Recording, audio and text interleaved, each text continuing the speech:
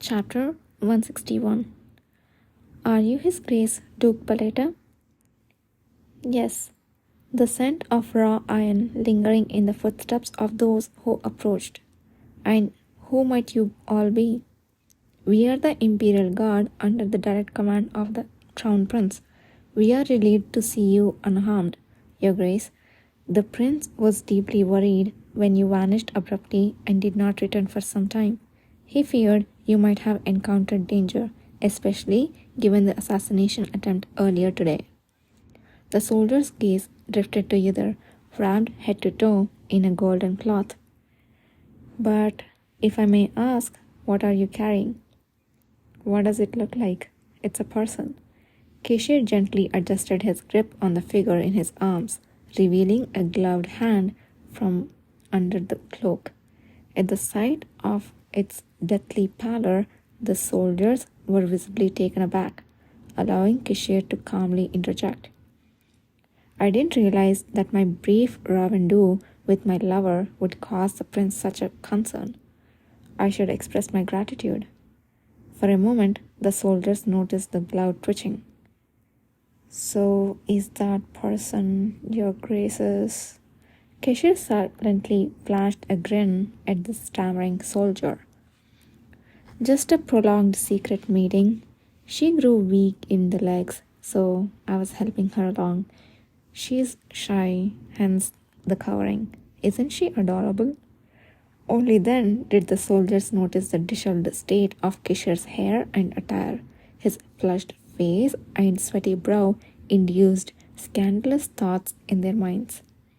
Though they couldn't see the face of the figure Kishir was carrying, they inevitably pictured a petite, delicate noblewoman, much like a doe. They were entranced by this illusion, unaware that it was simply the contrast between Kishir's large build and the delicate white glove emerging from the cloak. So that's how it was. Well, of course it was. What else could be expected from the Duke, who loved to play more than to eat? As the soldiers' expressions conveyed their multitude of thoughts, Kishir flashed them a roguish wink that befitted his reputation. So, keep this a secret, will you? She is still young and overly shy. Claims she can't go home without me. As he murmured, the gloved hand twitched again, reaching out as if to grasp Yudhir's clothing before falling limp. Leaving the sneering soldiers behind, Kishir gracefully strolled out of the Deluma Palace. It was only when he was far enough to not feel anyone's presence that he halted, lifting the cloak and revealing the face beneath. Looking up at Kishir, a pair of eyes carrying many unspoken words glared from a face pale with exhaustion. I didn't realize when you spoke of cooperation you meant this. Didn't I play the part well? We managed to escape, didn't we? He was flabbergasted. How could he describe the dizzying sensation of being cradled in his arms and introduced as his lover?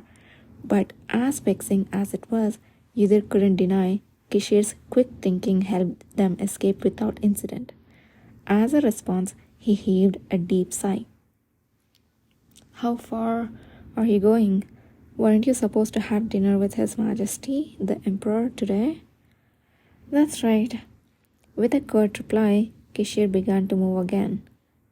There is a small palace where I used to live during my prince days, right next to Deluma Palace.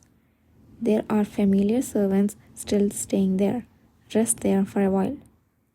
But returning to the cavalry, his words came out haltingly, but Kishir understood Yudhir's intention without much difficulty and replied, No, there are too many alphas who have not yet finished their innate period there. It's better to rest alone here, where ordinary people are numerous, rather than sending you, whose manifestation is not yet complete, back alone. Remembering the alpha awakeners they had rescued from the Apetov family, Yudhir agreed that it was best to follow Kishir's words.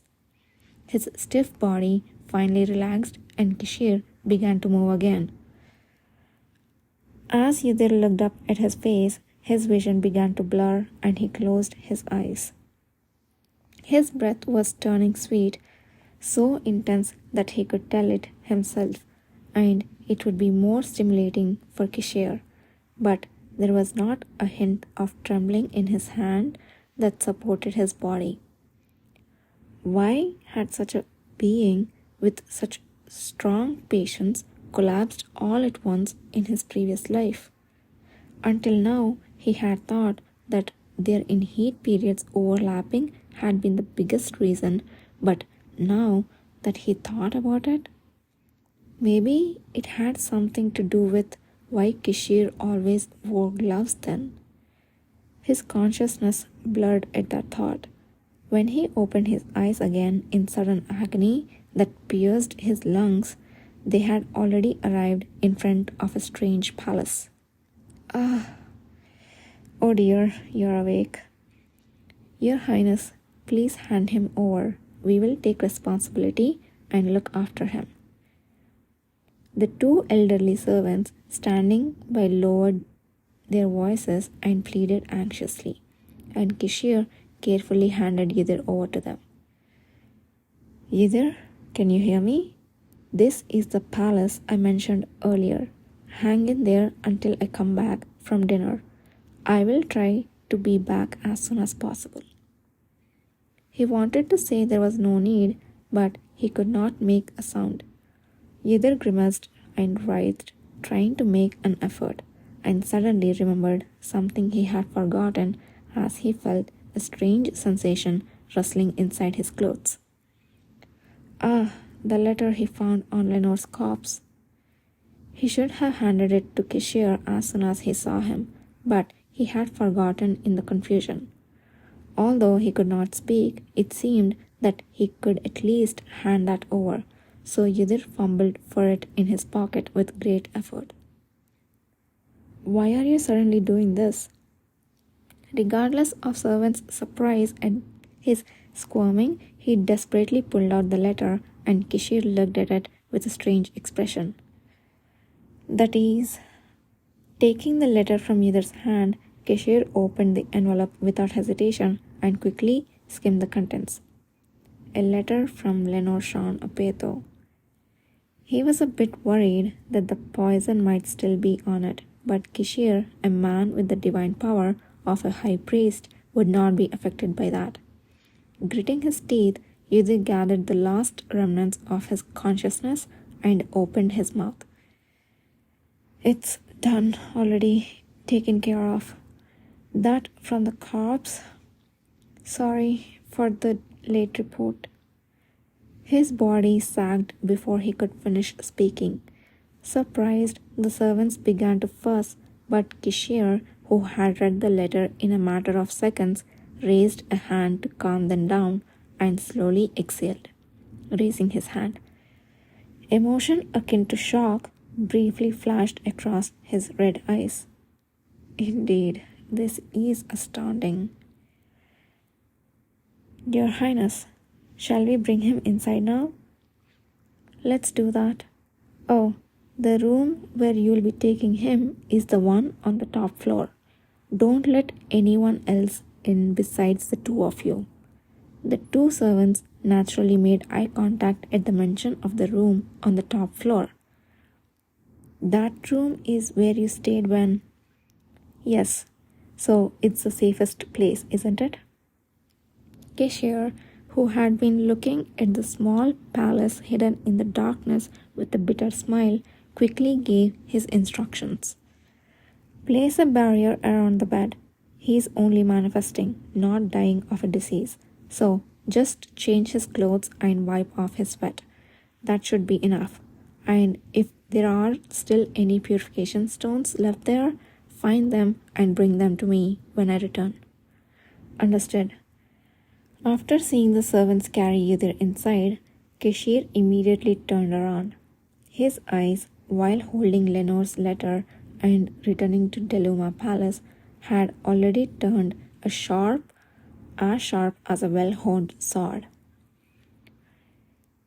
Your Highness, the Emperor sent me after hearing that you had left Deluma Palace. If you have any requests, please feel free to let me know. As he approached Deluma Palace, one servant naturally followed him from somewhere and whispered, "So, it was His Majesty. He knows everything that happens within the palace."